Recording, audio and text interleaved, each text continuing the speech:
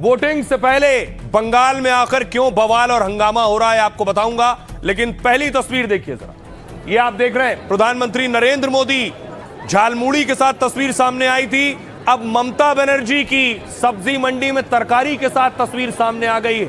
अब बंगाल की लड़ाई झालमुड़ी बनाम तरकारी और सब्जी हो गई है।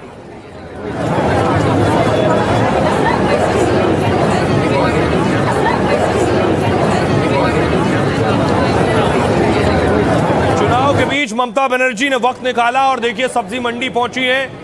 सब्जी मार्केट में सब्जी वाली महिला से रेट पूछ रही हैं, भाव पूछ रही हैं, लौकी क्या हिसाब है, टमाटर क्या हिसाब है, पत्ता गोभी क्या हिसाब है। लेकिन बंगाल में सब सामान्य नहीं है।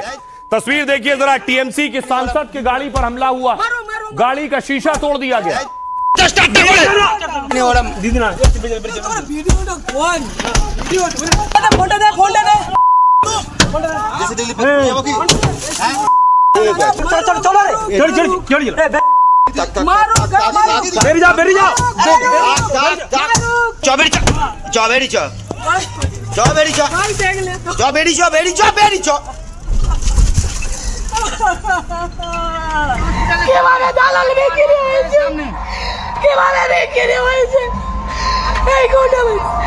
ভারতীয় জনতা পার্টির কাছে কিভাবে বিক্রি হয়েছে আপনারা দেখুন মারো মারো মারো মারো। ये तस्वीरें आप देख रहे हैं। सोचिए 29 को चुनाव है, चुनाव से पहले सांसद मिताली टीएमसी की सांसद है, उनकी गाड़ी पर हमला हो रहा है।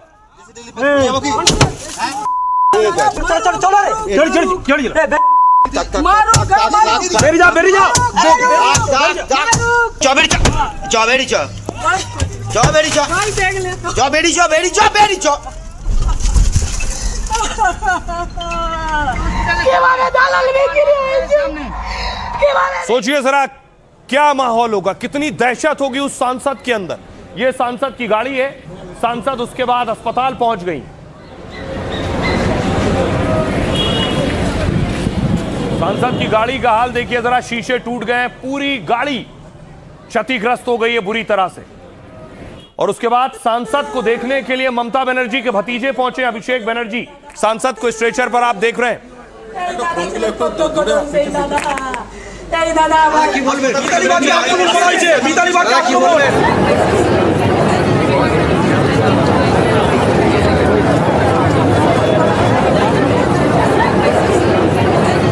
तस्वीर आप देख रहे हैं, ममता बनर्जी के भतीजे अभिषेक बनर्जी पहुंचे सांसद को देखने के लिए। तो सोचिए सभी के जहन में यह है, पहला चरण देख लिया जिसमें खूब हिंसा हुई, दूसरे चरण में क्या होने जा रहा है। सभी जोर आजमाइश कर रहे हैं। प्रधानमंत्री नरेंद्र मोदी का आज रोड शो था बैरकपुर में। प्रधानमंत्री को देखने के लिए हजारों की भीड़ थी सड़कों पर।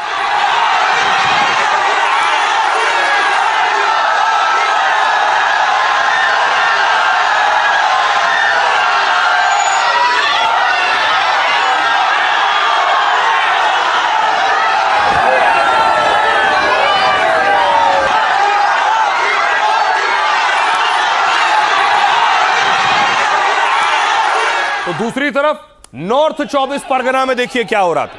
टीएमसी और बीजेपी के कार्यकर्ता आपस में भिड़ रहे थे।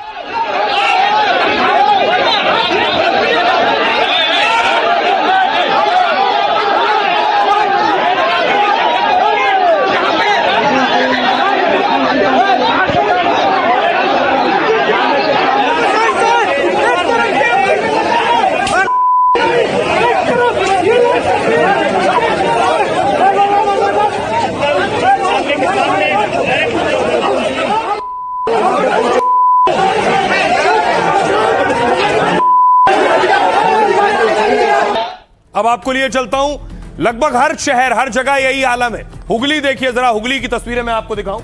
हुगली में देखिए पत्थर चल रहे थे बीजेपी टीएमसी के बीच, और पत्थर के बीच बम भी चल गया।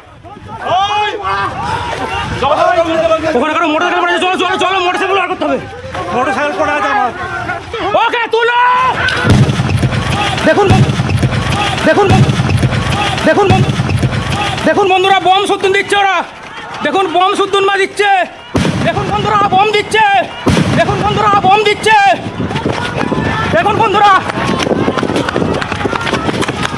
ये तस्वीरें वाकई डराने वाली हैं। किसी को भी दहशत होगी वोटिंग से पहले जब वो ये तस्वीरें देखेगा, कहीं बम चल रहे हैं, कहीं पत्थर चल रहे हैं। दूसरी तरफ आज ममता बनर्जी देखिए, पद यात्रा कर रही थी भवानीपुर में। ममता के लिए बड़ी चुनौती, बड़ी लड़ाई है।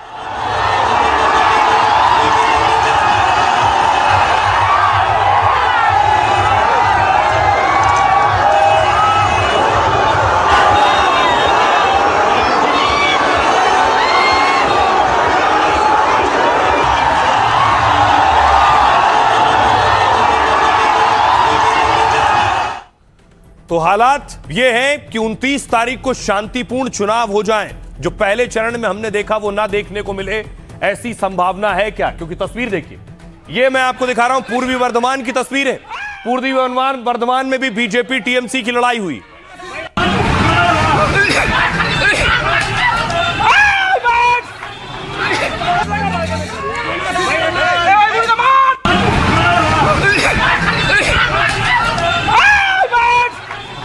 देखिए, चुनाव से पहले हालात ये हैं, कार्यकर्ताओं के दरमियान सर फट गया है, सड़क पर खून बिख रहा है।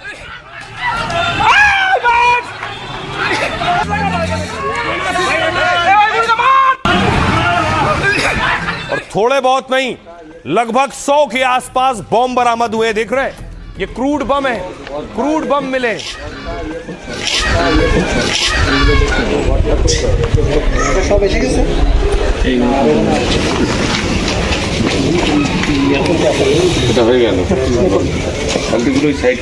ये चुनाव की तैयारी है।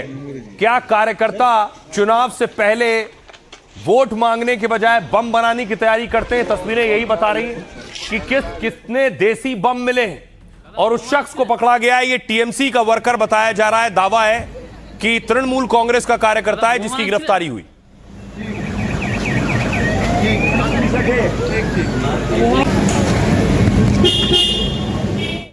और इतना ही नहीं, बाकायदा एक ऐसा बॉम्ब मिला है कि बॉम्ब डिफ्यूज करने के लिए टीम को बुलाना पड़ा है। टीम आई है पूरे तैयारी के साथ और संसाधनों के साथ। देखिए, उसके बाद जाकर बम को डिफ्यूज किया गया।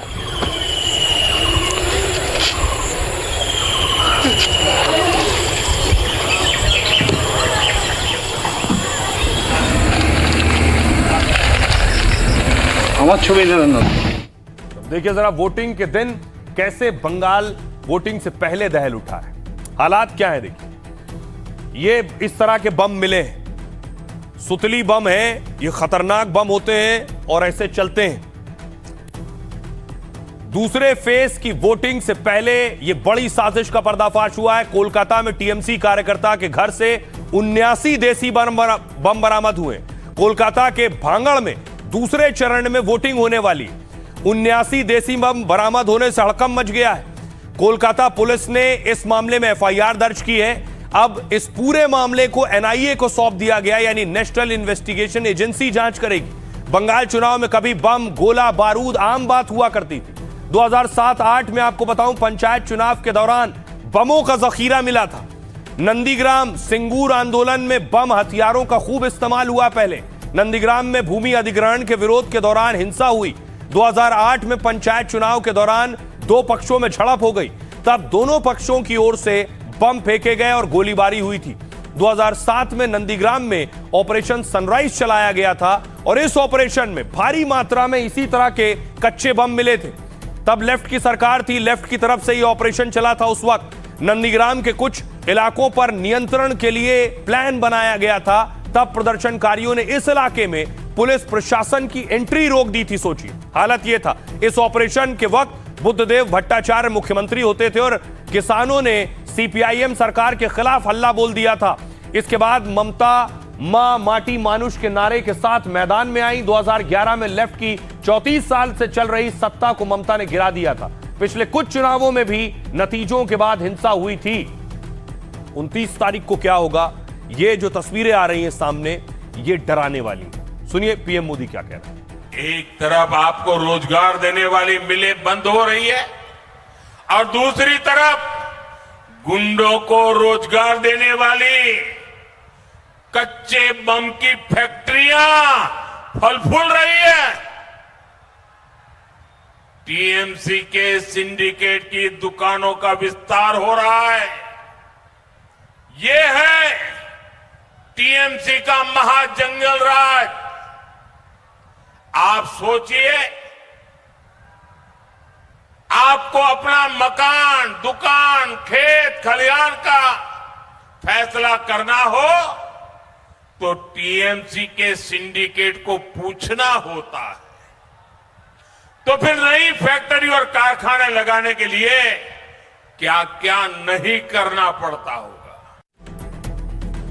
तो प्रधानमंत्री नरेंद्र मोदी बता रहे थे कि कैसे क्रूड बॉम्ब का इस्तेमाल होता है चुनाव में। दूसरी तस्वीर देखिए, योगी आदित्यनाथ भी पश्चिम बंगाल में थे, तारकेश्वर मंदिर पहुंचे योगी आदित्यनाथ, ये वो तस्वीर है।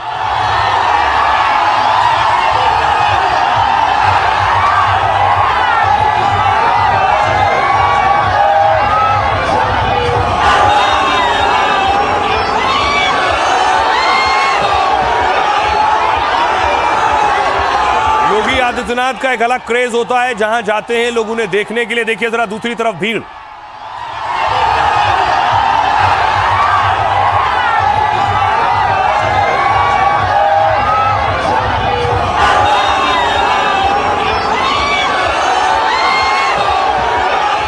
और उसके बाद योगी का रोड शो देखिए जरा। जो कैंडिडेट्स हैं वो भी चाहते हैं कि योगी आदित्यनाथ आकर उनका प्रचार करें।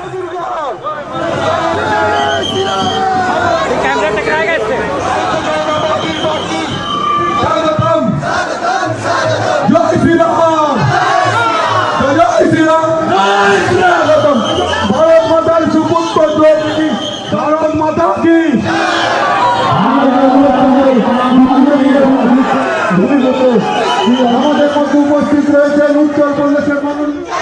अब आपको दिखाने जा रहा हूं दिलचस्प तस्वीर। योगी के सिंघम बंगाल में उतर गए। अजय पाल शर्मा को देख रहे हैं आप, योगी के सिंघम में। सुनिए क्या कह रहे हैं। ये जहांगीर के घर वाले भी खड़े हैं, उसको बता देना कायदे से। ये बार बार जो खबरें आ रही हैं कि उसके लोग धमका रहे हैं, तो फिर अच्छे से खबर लेंगे, फिर बाद में रोना पछताना मत। ना आने वाले कह रहे हैं वोट नहीं है, वोट नहीं है। तुम्हारा ऐसे कह रहा है कि 10 लोग हैं यहाँ पे, तुम कह रहे 14 लोग हैं यहाँ पे। तमाशा है क्या ये?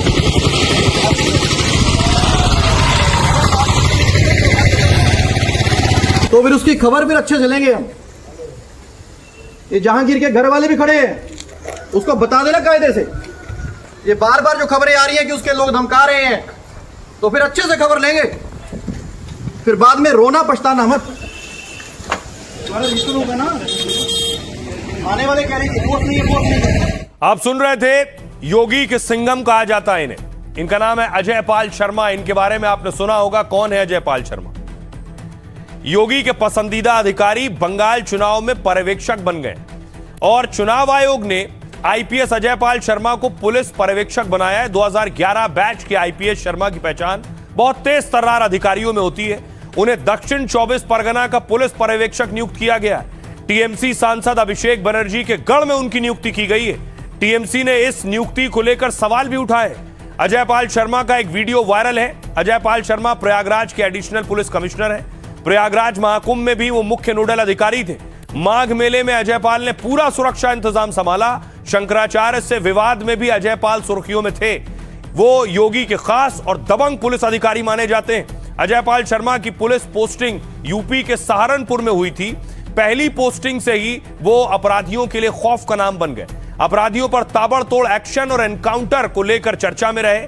अजय पाल को सिंघम और एनकाउंटर स्पेशलिस्ट कहा जाने लगा। अखिलेश की सरकार में वो हाथरस और फिर शामली में एसपी थे। अजय पाल शर्मा यूपी में हुए 75 एनकाउंटर में शामिल रहे।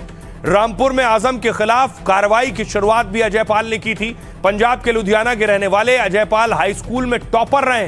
2011 में सिविल सर्विस में उनकी रैंक 17 थी और यूपी कैडर में आईपीएस बने। अब आपको दिखाता हूं कि देखिए जरा अखिलेश यादव क्या कुछ कह रहे हैं इस पर। अखिलेश यादव को पता चला कि अजय पाल शर्मा पश्चिम बंगाल में, सभी नेताओं को पता चला, तो अखिलेश ने देखिए ट्वीट किया है और लिखा हुआ है इस ट्वीट में कि वेस्ट बंगाल में बीजेपी ने भेजा है टेस्ट करने एजेंट्स को ऑब्जर्वर बनाकर रामपुर संभल वाले, लेकिन कुछ भी नहीं मिलेगा इससे। दीदी है यहां और दीदी हमेशा रहेंगी। अखिलेश धमकी भरे लहजे में कह रहे हैं कि वो सही वक्त पर इस पर एक्शन भी लेंगे। आइए अब आपको सुनवाता हूं, सुनिए जरा योगी आदित्यनाथ क्या कह रहे हैं। मैं देख रहा था बड़ा बाजार में, मैं गया था कोलकाता में, टीएमसी के गुंडों ने गुरुदेव रविंद्रनाथ ठाकुर की विरासत की हवेली पे कब्जा करके वहां टीएमसी के झंडे लगा दिए। माननीय न्यायालय के आदेश से वो फिर हटाए गए। टीएमसी के गुंडे जगह जगह कब्जा करते हैं, लेकिन 23 अप्रैल को पहले चरण के मतदान के रुझान के बाद अब उनमें भय पैदा हुआ है। अब वे अपना ठिकाना ढूंढ रहे हैं। 4 मई को जब परिणाम आएगा, टीएमसी के गुंडे कहीं न कहीं आपकी सड़कों पर पंचर बनाते हुए दिखाई देंगे, और इसीलिए मैं आज आया हूं आपसे कहने के लिए, इसीलिए मैं आपको कहने के लिए आया हूं, डबल इंजन की बीजेपी की सरकार का मतलब सुशासन। अब ये जो बंगाल में हो रहा है, बंगाल में चुनाव से पहले ये हो रहा है, सुरक्षा बल तैनात है, केंद्रीय सुरक्षा बल तैनात है, और देखिए अरेस्टिंग शुरू हो गई। जो लोग हिंसा कर रहे थे उनकी गिरफ्तारियां हो रही हैं, पुलिस उठा कर ले जा रही है। अब तक सैकड़ों लोगों की गिरफ्तारियां हो चुकी हैं। पुलिस को जो संदिग्ध लग रहे हैं, पुलिस को जो लग रहा है ये चुनाव में माहौल खराब कर सकते हैं।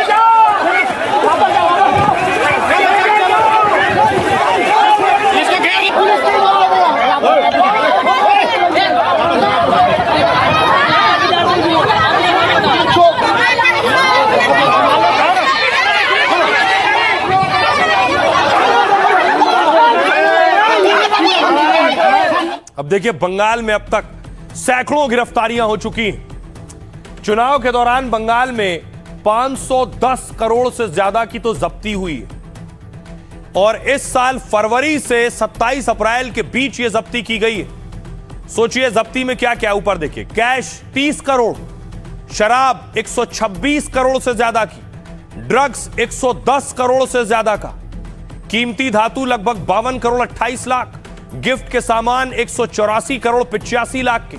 2021 चुनाव में 339 करोड़ की जब्ती हुई थी, और इस बार करीब 170 करोड़ ज्यादा जब्ती हुई है। जगदलपुर और बैरकपुर में देर रात छापेमारी हुई, करीब 24 घंटे में 1100 लोगों की गिरफ्तारी हुई है, 1100 लोग अरेस्ट हुए। चुनाव के दौरान हिंसा की आशंका को लेकर यह गिरफ्तारी हुई है। पूर्वी वर्धमान में टीएमसी के पार्षद को भी गिरफ्तार किया गया। दूसरे चरण की वोटिंग के दौरान सड़क तक सीसीटीवी कैमरे लगेंगे। अभी बूथ तक सीसीटीवी कैमरे लगाए जा रहे हैं, और इससे उपद्रवियों की पहचान आसानी से होगी।